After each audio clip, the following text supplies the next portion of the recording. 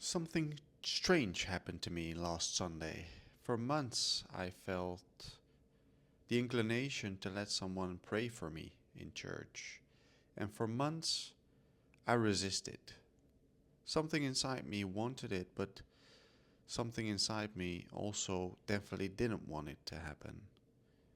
And weeks went by, months went by. But last Sunday, I went, alone without the family, and something really special happened. Now, let me first give you some background about me.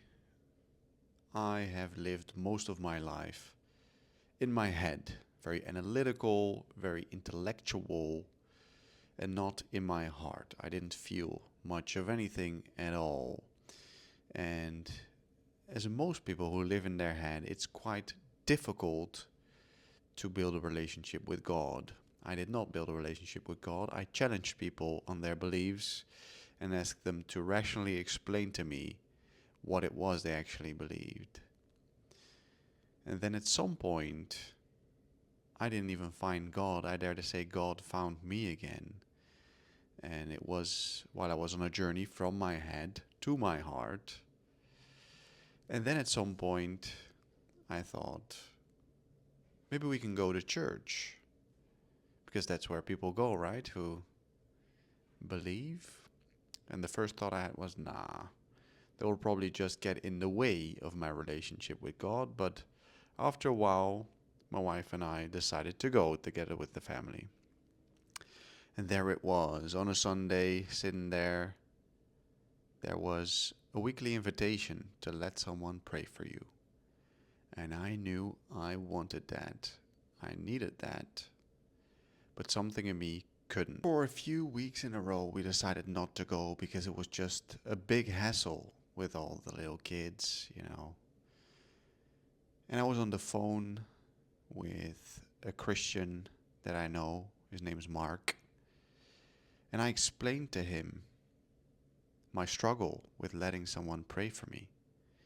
And he asked me if he could pray for me to find the courage to do it.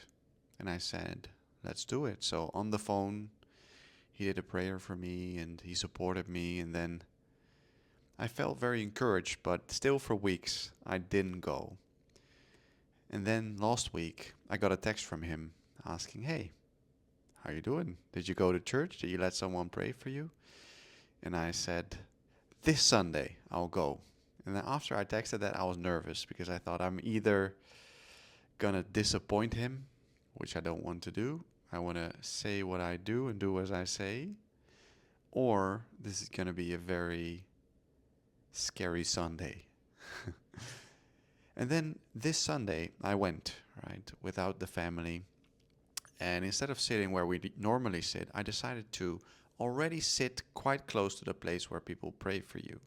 And I took a seat very close to the walking aisle so I could stand up and walk easily. That was a smart first step. And then the Sunday just became very, very synchronous and peculiar. It felt like every song that was sung was about letting someone pray for you. It felt like the speech that was given by the speaker that week was about letting someone pray for you. And I felt huge fear and resistance, internal war, actually, where I was already crying most of this service.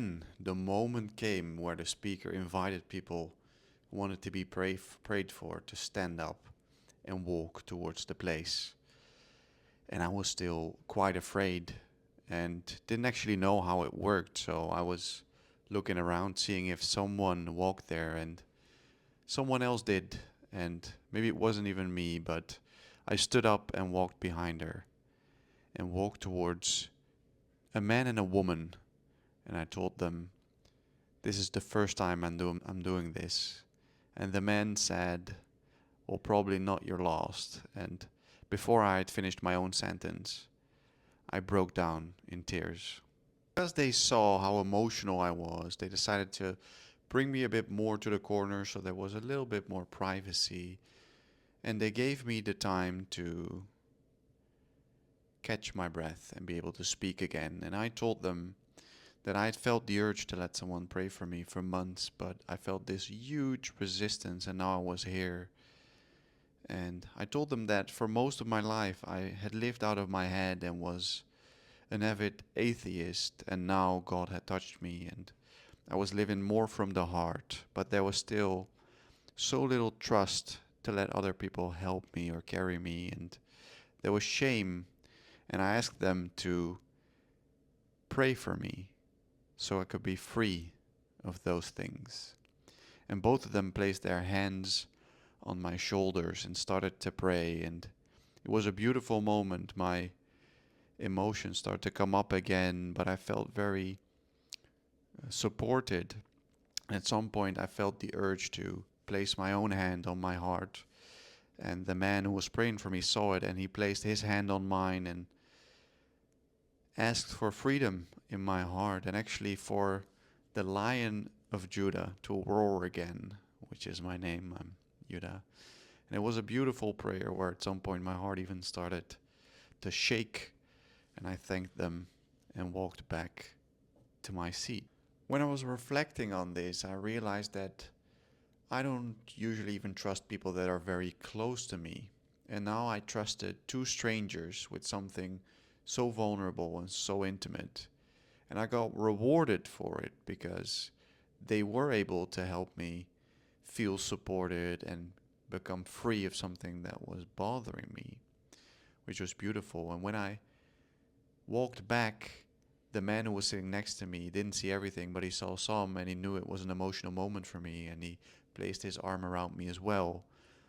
And let's not forget that also Mark had prayed for me, and even on the day itself he had asked how I was and wished me a great service and prayed for me again. So I was supported and encouraged and carried by so many people just because I was vulnerable and open. So what did I learn? I lived a life where vulnerability was definitely not welcome, and my belief has been challenged and changed now because I learned that when you're vulnerable, you become supported.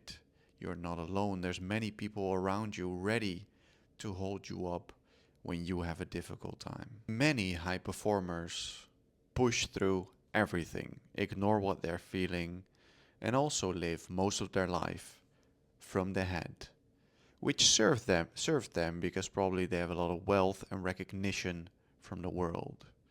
But a deeper journey awaits many of you, and it's a journey from the head to the heart. And maybe not all of your journeys have to do with God, but it could all be in your body. And I'm curious, have you ever been vulnerable and did it open doors for you?